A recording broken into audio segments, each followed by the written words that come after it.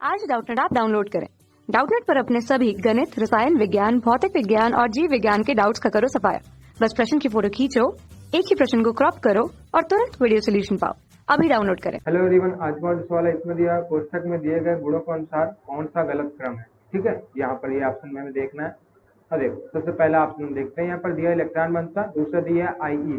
तो देखो इलेक्ट्रॉन घनत्व क्या होती है। तो इलेक्ट्रॉन घनत्व जो होती है, जैसे हमारे पास कोई एक यौगिक है, उसमें एक इलेक्ट्रॉन हमने जोड़ा, तो एक इलेक्ट्रॉन जोड़ने में हमें जितनी ऊर्जा देनी पड़ती है वही हमारी इलेक्ट्रॉन घनत्व कहलाती है। ठीक है, तो ये हमारी हो गई इलेक्ट्रॉन बंधुता। ठीक, आज इसके बाद हम बात करें आई की। तो आई जो होती है ये हमारी होती है, इंग्लिश में से बोलते हैं आयनाइजेशन एनर्जी। तो देखो ये क्या होता है, जब हमारे पास एक यौगिक है, यहाँ से हम अगर एक इलेक्ट्रॉन निकालते हैं तो एक इलेक्ट्रॉन निकालने में हमें जितनी ऊर्जा देनी पड़ती है उसे हम बोलते हैं आयनन ऊर्जा। ठीक, तो ये हुई हमारी आई। तो ये इसे हम आई से प्रदर्शित करते हैं। अगर इलेक्ट्रॉन घनत्व की बात करें तो इसे हम ई से प्रदर्शित करते हैं। ठीक, अब देखो आवर्त सारणी में इसका ट्रेंड कैसे होता है। देखो ऊपर से नीचे जाने पर आकार घटता है, आकार बढ़ता है, ये हम जानते हैं। तो अगर आकार बढ़ेगा तो हमारी आई जो है ये घटती है। ठीक, ये यहाँ पर घटेगी और इलेक्ट्रॉन बंधुता ये भी हमारी घटती है। ये हमने ऊपर से नीचे गए वर्ग में। इसके बाद अगर हम मान लो बाएं से दाएं जाएं, ठीक है, बाएं से दाएं, तो क्या होता है, इधर हमारा आकार घटता है। जिधर ये तीर का निशान है उसका मतलब उधर की ओर हमारा आकार रहेगा। ठीक है, तो हमारी इलेक्ट्रॉन बंधुता क्या होगी, ये बढ़ती है और आई ये भी बढ़ती है। ठीक है, तो ये हमारी आवर्त सारणी की बात हो गई। अब देखो आवर्त सारणी के हिसाब से, अब देखो ये जितने भी हमारे पास तत्व दिए हुए हैं सबकी पोजीशन बताएंगे। ठीक है, तो देखो सबसे पहले हमारे पास आएगा बोरान, फिर आएगा कार्बन, फिर नाइट्रोजन, फिर ऑक्सीजन, फिर फ्लोरीन, ठीक, फिर हीलियम। ये हो गए।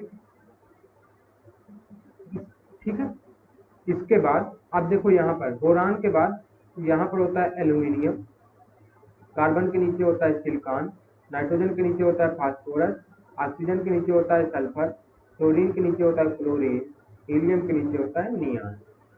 इतने में हमारे ये सारे ऑप्शन आ जाएंगे। ठीक है, हमें इतने की जरूरत थी। अगर हम इन सबका इलेक्ट्रॉनिक विन्यास लिखें तो देखो इसका परमाणु क्रमांक कितना होता है, 5। तो अगर इसका लास्ट कक्षक के इलेक्ट्रॉनिक विन्यास लिखें, ठीक है, ये होगा हमारा 2p1। देखो होता क्या है, 1s2 होता है, 2s2 होता है और 2p1 होता है। तो हमें इससे कोई मतलब नहीं है, लास्ट कक्षक से मतलब है। तो यहाँ पर 2p1, इसी प्रकार इसमें होगा तो ये 2p2 होगा, इसका परमाणु क्रमांक 6 होता है, इसका होता है 7, तो ये है 2p3। इसकी बात करें तो ये है 2p4, इसका परमाणु क्रमांक 8, ये है 9, तो ये हो जाएगा हमारा 2p5, ये होगा 2p6। अब देखो ये एक ही वर्ग के तत्व हैं, तो इनके क्या होगा, कुछ नहीं, बस एक संख्या का अंतर हो जाएगा वर्ग ऑर्बिटल का। ठीक है, कक्षक का। तो देखो ये 3p5 हो जाएगा, सॉरी यहाँ क्या होगा, 3p6 हो जाएगा, यहाँ पर 3p4, ये 3p3, ये होगा 3p2 और ये 3p1। ये हमने लिख दिया। अब देखो इसके बाद हमें इलेक्ट्रॉन बंधुता, देखो ये तो ऑर्डर होता है, ठीक, ये क्रम होता है, लेकिन ये तभी लगता है जब हमारे जो भी तत्व दिए हुए हैं वे अगल बगल के ना हो, यानी परस्पर ना हो। मतलब जैसे ऑक्सीजन और फ्लोरीन है, तो इसमें हम इस जो हमारा ये ट्रेंड होता है आवर्त सारणी में, इसका प्रयोग नहीं कर सकते, ना आई में और ना ई में। ठीक है, इसका प्रयोग हम तभी कर सकते हैं जब वह एक ही आवर्त में एक दूसरे के बगल वाले ना हो। मतलब जैसे नाइट्रोजन और फ्लोरीन कर सकते हैं, ऑक्सीजन फ्लोरीन में इसका प्रयोग नहीं कर सकते। इसके लिए हमें इलेक्ट्रॉनिक विन्यास देखना पड़ेगा अगर अगल बगल के तत्व हुए। ठीक, देखो हम देखेंगे कि क्लोरीन, सल्फर, फ्लोरीन और ऑक्सीजन में, तो देखो क्लोरीन यहाँ पर है, यह क्लोरीन है। इसके बाद अगर बात की जाए सल्फर, तो सल्फर ये है। और देखो क्लोरीन और सल्फर में हम इसका प्रयोग नहीं करेंगे, जो हमारे पास ट्रेंड है। यहाँ पर हमें यूज करना पड़ेगा इसका इलेक्ट्रॉनिक विन्यास का। देखो सल्फर जो है ये 3p4 में है, क्लोरीन 3p5 में है। तो अगर हम बात करें, देखो क्लोरीन में क्या होता है, ये अगर इसमें एक इलेक्ट्रॉन मिल जाएगा तो ये 3p6 में पहुंच जाएगा। तो अगर ये 3p6 में पहुंच जाएगा तो यह एक स्थायी अवस्था पकड़ लेगा, ठीक है। तो अगर स्थायी अवस्था पा जाएगा, इसका मतलब इसकी इलेक्ट्रॉन घनत्व सबसे ज्यादा होगी। समझ में आया? सल्फर और क्लोरीन में हमने कैसे देखा, ये क्लोरीन 3p6 में पहुंच जाएगा एक इलेक्ट्रॉन लेकर। इलेक्ट्रॉन लेना ही होता है, इलेक्ट्रॉन बंद होता है, तो इसलिए क्लोरीन की इलेक्ट्रॉन घनत्व ज्यादा हो जाएगा क्योंकि ये स्थायी अवस्था में पहुंच जाएगा। यहाँ से हमने देख लिया, इसको हमने इलेक्ट्रॉनिक विन्यास से देखा है, ठीक है। यहाँ से हम नहीं देख सकते। ये जो ट्रेंड है ये तभी लगता है जब वह अगल बगल के तत्व ना हो।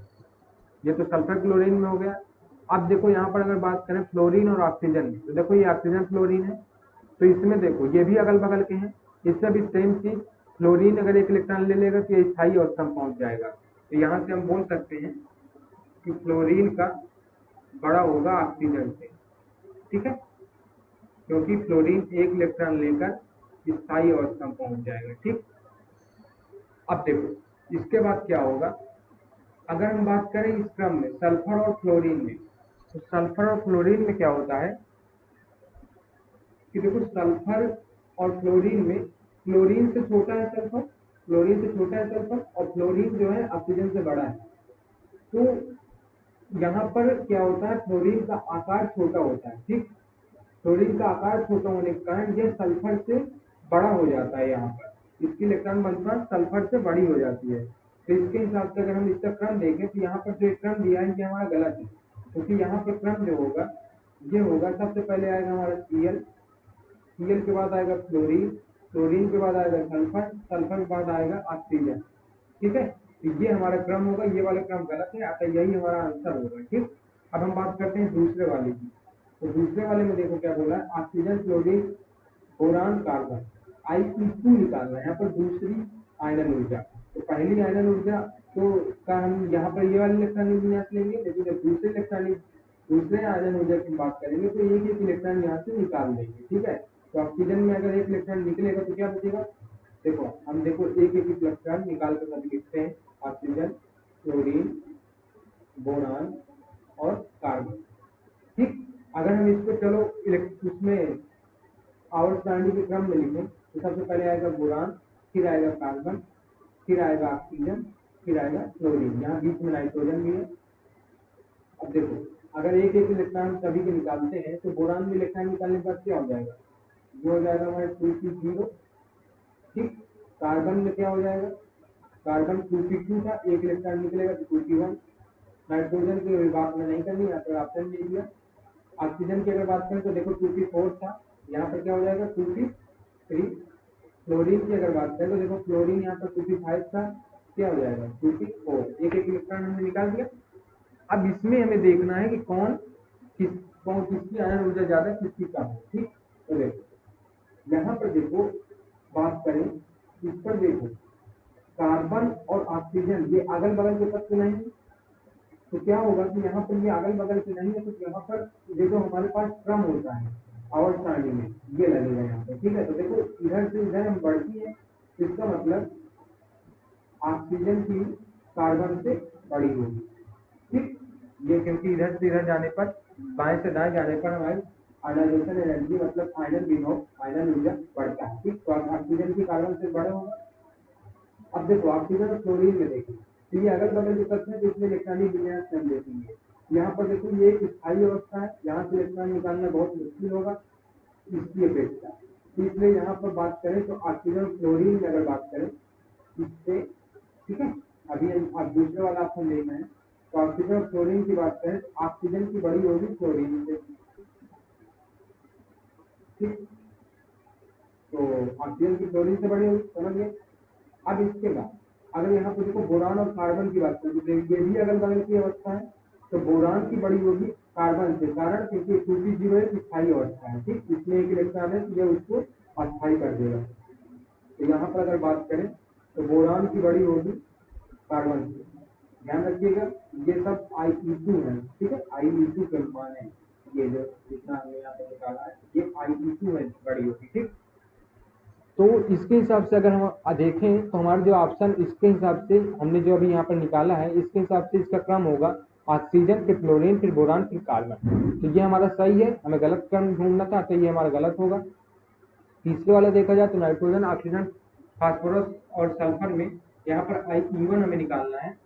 तो देखो नाइट्रोजन का इलेक्ट्रॉनिक कितना है 2p3, फ्लोरीन का कितना है यहाँ पर 2p5, बोरान का कितना है 2p1, सॉरी फास्फोरस का है 2p3, 3p3, सल्फर का है यहाँ पर 3p4। तो अगर इनका हम E1 निकालें तो देखो ये सबसे ज्यादा स्थायी है नाइट्रोजन, तो यहाँ से निकालना बहुत मुश्किल होगा, इसलिए सबसे आगे गया है। इसके बाद देखो 2p4, ये क्या है नाइट्रोजन ऑक्सीजन में अगर बात की जाए तो नाइट्रोजन का आगे होगा ऑक्सीजन से, क्योंकि ये स्थायी अवस्था है, ठीक है। फिर इसके बाद ऑक्सीजन होगा, क्योंकि ये एक ही आवर्त में है, एक आवर्त में है, और इसके बाद फास्फोरस से ज्यादा होता है ऑक्सीजन का, ठीक, क्योंकि ऑक्सीजन का आकार छोटा होता है, ठीक। इस कारण से यहाँ पर ऑक्सीजन का फास्फोरस से ज्यादा होगा। फिर उसके बाद फास्फोरस और सल्फर में अगर देखा जाए तो फास्फोरस के पास स्थायी अवस्था, इसलिए फास्फोरस का ज्यादा होगा आयनन विभव इसकी अपेक्षा, ठीक। तो ये भी हमारा यहाँ पर सही क्रम लिखा है, तो ये हमारा गलत होगा। चौथे वाली बात करें, ऑक्सीजन, कार्बन, बोरान और नाइट्रोजन इलेक्ट्रॉन का विचार, ठीक। तो यहाँ पर देखो ऑक्सीजन का होता है 2p4, कार्बन का होता है 2p2, बोरान का होता है 2p1, नाइट्रोजन का क्या है 2p3, ठीक। तो ऑक्सीजन और कार्बन में अगर बात करें, ऑक्सीजन और कार्बन में, तो देखो यहाँ पर क्या है, ये दोनों कौन से हैं, अगल बगल के तत्व नहीं है, अतः इनका हम जो ट्रेंड देखेंगे वो आवर्त सारणी के हिसाब से होगा। तो बाएं से दाएं जाने पर ये बढ़ता है यहाँ से, तो यहाँ पर ऑक्सीजन का ज्यादा होगा कार्बन से, समझ में आया, तो इधर बढ़ेगा ये, तो ऑक्सीजन का ज्यादा है कार्बन से, सही है यहाँ पर। फिर कार्बन और बोरान की बात की जाए तो कार्बन बोरान में देखो ये अगल बगल के तत्व, तो यहाँ पर हमें इलेक्ट्रॉनिक विन्यास से देखना पड़ेगा, ठीक। तो देखो इलेक्ट्रॉन बनता हम जानते हैं, एक इलेक्ट्रॉन लेना इलेक्ट्रॉन बनता कहलाएगा। तो 2p2 जो है इसमें अगर एक इलेक्ट्रॉन जाएगा तो 2p3 बनेगा। अगर हम बोरान में बात करें 2p1 में, तो इसमें अगर एक इलेक्ट्रॉन हम लेते हैं तो 2p2 बनेगा, ठीक। ये बनेगा 2p2 और ये बनेगा 2p3, ये एक स्थायी अवस्था हो जाएगी। इस कारण से कार्बन का ज्यादा होगा बोरान से, ये भी हमारा सही है। यहाँ पर बोरान और नाइट्रोजन में अगर देखें, देखो बोरान और नाइट्रोजन में क्या होगा, नाइट्रोजन देखो सबसे स्थायी है, यानी यहाँ से निकालना सबसे ज्यादा मुश्किल होगा। यहाँ से इलेक्ट्रॉन निकालना और इलेक्ट्रॉन लेना दोनों यहाँ पर बहुत मुश्किल होगा, क्योंकि ये अपने स्थायित्व को नहीं खोना चाहेगा, ठीक। तो इसलिए ये सबसे लास्ट में जाएगा, ठीक, क्योंकि इसकी जो ये होता है ये 0 होता है, 0 के बराबर होता है नाइट्रोजन जब कोई स्थायी अवस्था हो जाती है। तो इसके हिसाब से देखा जाए तो ये भी हमारा सही लिखा है, तो यहाँ पर गलत हमें देखना था, तो ये भी गलत होगा। तो इसके हिसाब से अगर हम देखें, ऑप्शन नंबर चौथा है सही। कक्षा 6 से 12वीं से लेकर नीट, IIT, JEE वो एडवांस के लेवल तक 1 करोड़ से ज्यादा छात्रों का भरोसा। आज ही डाउनलोड करें डाउटनेट ऐप या व्हाट्सएप करें अपने सारे डाउट्स 8400 400 400 पर।